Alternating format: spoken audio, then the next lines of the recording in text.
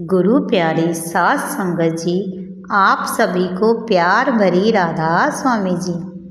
संगत जी, वीडियो शुरू करने से पहले आप सभी से एक छोटी सी विनती है कि कृपया हमारे चैनल को सब्सक्राइब करके कमेंट में राधा स्वामी जी ज़रूर लिखना जी।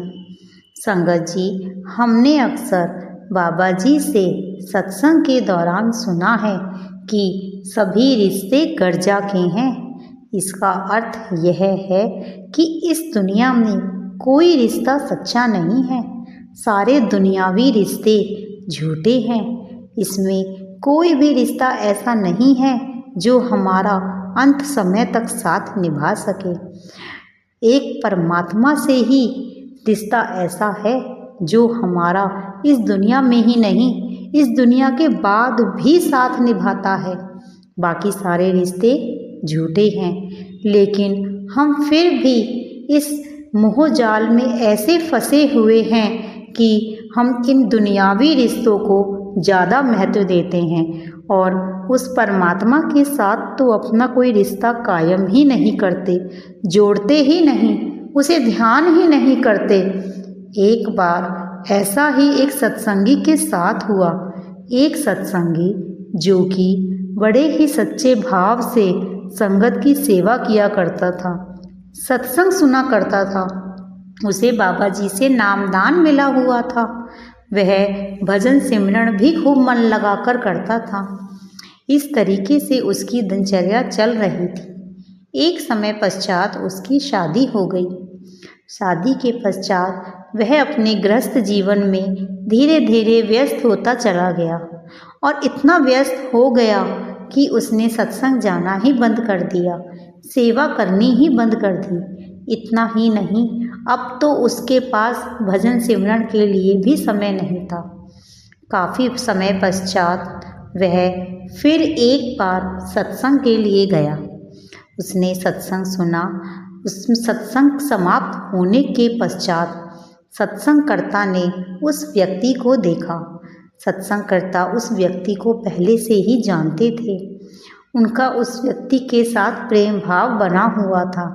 सत्संगकर्ता ने उस व्यक्ति से कहा कि अरे भाई, क्या हुआ, काफ़ी दिनों बाद आए हो?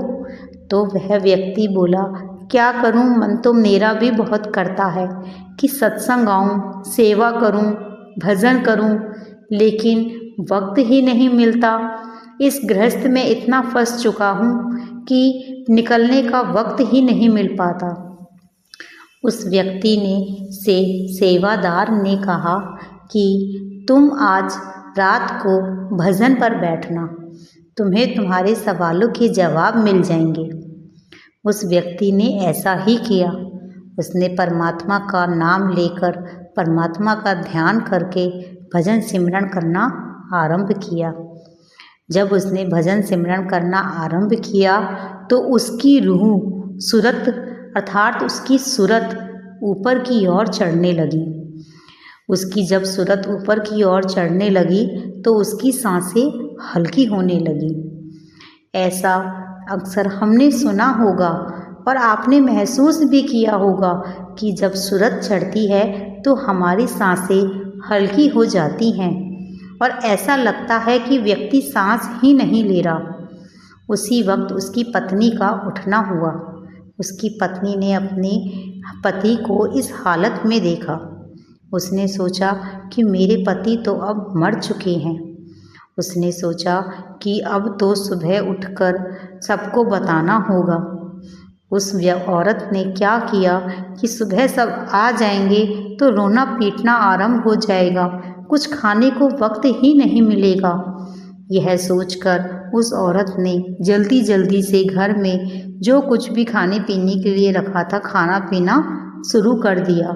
सोचा कि सुबह होने वाली है, सुबह होते ही लोगों को पता लगेगा तो शोर शराबा हो जाएगा, मुझे उनके साथ रोना पड़ेगा और मुझे खाने का वक्त ही नहीं मिलेगा।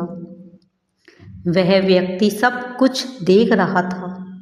उस व्यक्ति को धीरे धीरे अपनी गलती का एहसास हुआ और उसने महाराज जी से कहा कि उसकी सूरत अब नीचे की ओर जाने दें। अब उसकी सूरत नीचे को आ गई। पति को होश आ गया। पति को होश में देखकर पत्नी बहुत खुश हो गई।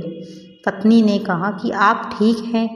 पति ने कोई जवाब ना दिया, क्योंकि वह जान चुका था कि यह सारे दुनियावी रिश्ते हैं, इनमें कोई सच्चाई नहीं है।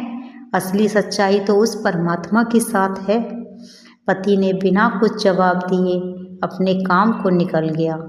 अब वह व्यक्ति रोज सत्संग जाता, दोबारा फिर से सेवा करने लगा और अपने भजन सिमरन को समय देने लगा, क्योंकि वह जान चुका था कि जिन रिश्तों के पीछे वह भाग रहा है, जिन रिश्तों के पीछे वह परमार्थ को छोड़ रहा है, वह रिश्ते जब इस दुनिया में ही साथ नहीं दे सकते तो दुनिया के अंत में, दुनिया के बाद क्या देंगे। असली रिश्ता तो उस परमात्मा से है। तो संगत जी, हम सभी को नामदान जिस व्यक्ति को मिल जाता है, उसके लिए यह समझ लो कि जीवन सफल हो चुका है। हमें नाम की कमाई करनी है।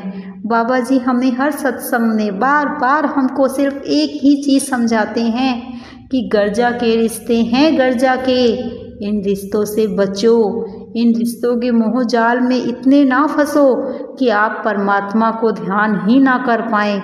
जो काम के लिए आप भेजे गए हो उस काम को करो। परमात्मा में मिलना है, काल के जाल में ना फंसो। इसलिए भजन सिमरन करो।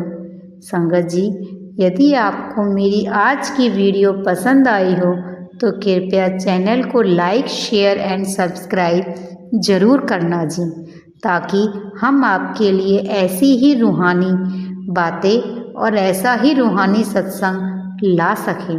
राधा स्वामी जी।